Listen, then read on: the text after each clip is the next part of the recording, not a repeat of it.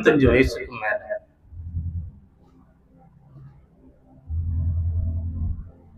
நான் ஊதாரியா தரித்திரனா வாழ்ந்து கொண்டிருந்த போது முந்தானிலத்தம் சாதத்தம் மறைச்சு வச்சு எனக்கு ஊட்டி விட்டு என் தலைக்கு எண்ணெய் தேய்த்து என் அருமை தாய். வயசு முதிர்ந்து போச்சு. ஊர்ல கிராமத்துல இருக்கிறாங்க. நம்ம சென்னையில ஆண்டவரோட ஊழியத்துக்காக அவர் வேதத்தை ஏந்தி வந்துட்டோம். ஒரு செய்தி வருது, பாட்டிமா ரொம்ப மரண தருவத்தை அடைஞ்சிட்டாங்க. எல்லாரும் வந்து ஜெபம் பண்றாங்க, பால் ஊத்துறாங்க, கொஞ்சம் கூட இறங்க மாட்டேங்குது, உன் பேரையே சொல்லிக்கின்னு இருக்குது, கொஞ்சம் வந்துடுன்னு தம்பி போன் பண்றாங்க.